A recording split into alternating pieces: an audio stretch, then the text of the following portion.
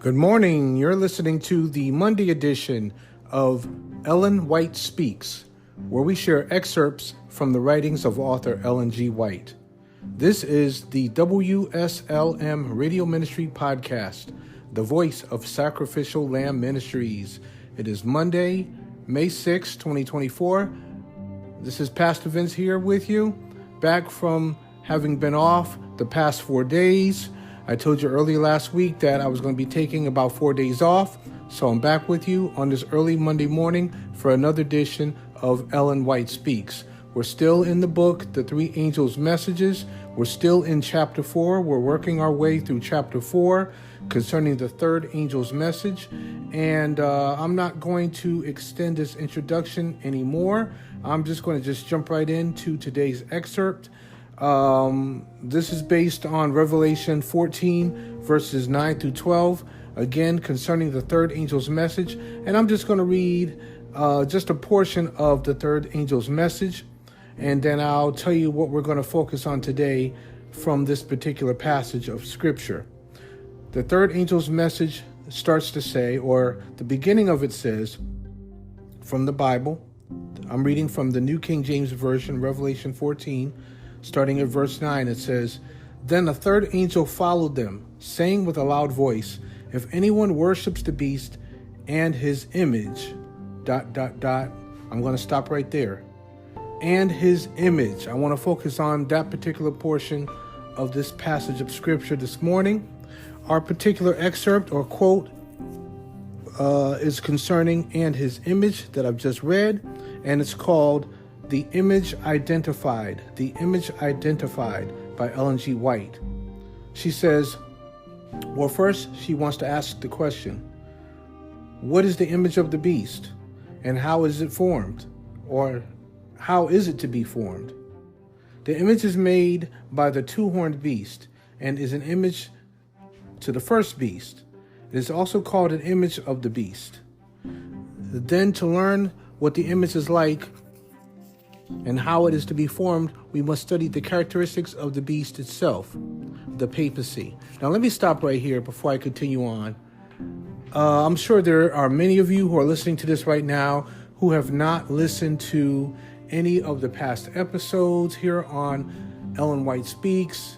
You've not listened to anything from Eyes on Prophecy, where we are currently studying Bible prophecy, the mark of the beast.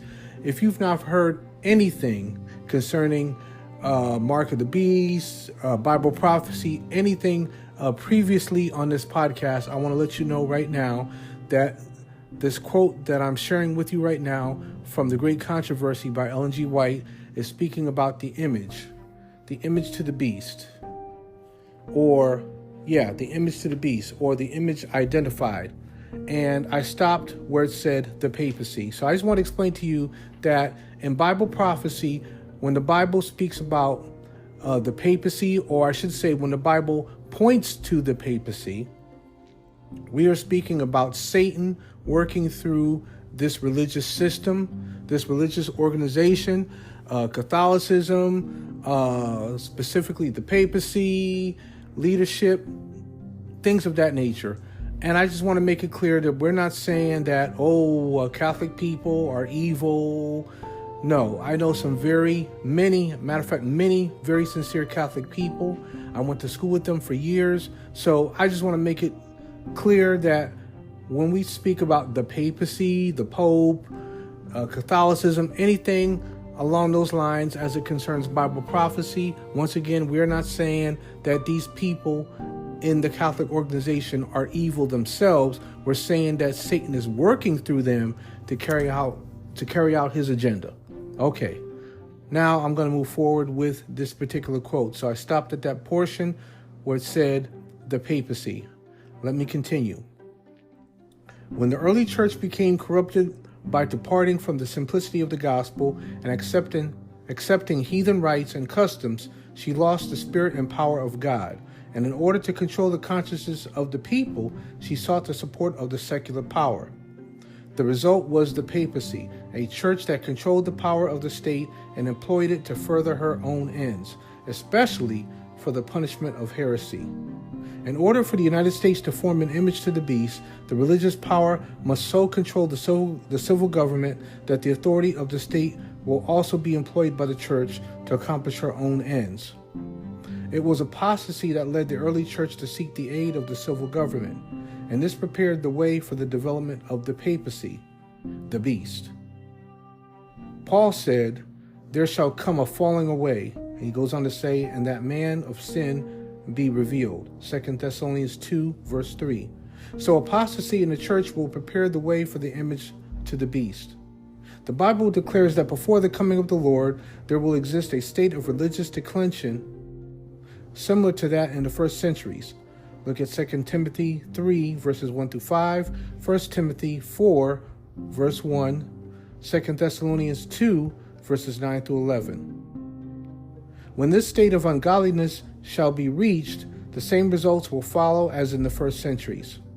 When the leading churches of the United States, uniting upon such points of doctrine as are held by them in common, shall influence the state to enforce their decrees and to sustain their institutions, then Protestant America will have formed an image of the Roman hierarchy, and the infliction of civil penalties upon dissenters will inevitably result.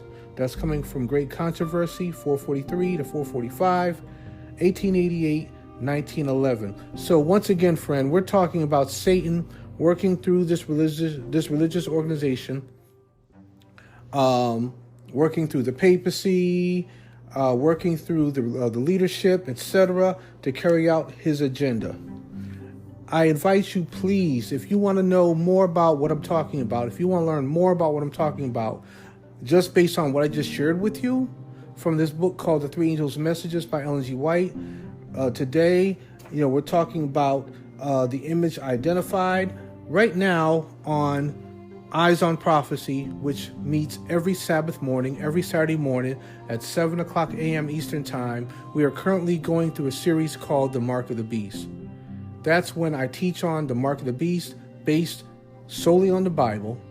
You will learn about this Mark of the Beast, what that mark really is. Many people are misguided, miseducated, misunderstanding that this mark is a literal mark, like such as a chip or something of that nature in the hand, a mark on the forehead. That's not what the mark is talking about, or that's not what the Bible's talking about when it says mark. All I'm saying is, friend, please study more with us. Scroll back, go through the various episodes where we talk about the Mark of the Beast. Some time back, we talked about the Antichrist, because I know for a fact that many of you are not listening every day. If there are those of you who are listening to us each and every day faithfully, thank you so much. Thank you so much. We appreciate it. But I know there are many people who, for different reasons, do not tune in every day. Whatever, life gets in the way. Everyone says they're busy. I hear it all the time. So I'm just saying all that to say that there may be some episodes that you've missed. And so when I say something in a particular episode, if you happen to be listening to that particular episode, you may be saying, okay, what is he talking about? What is he talking about when he says this, when he says that? That's why I'm inviting you to scroll back and listen to the various episodes, because everything that I'm sharing in progression. In other words, you may not understand what I'm saying today unless you've heard what I said yesterday, last week, last month, or whatever. I'm just building on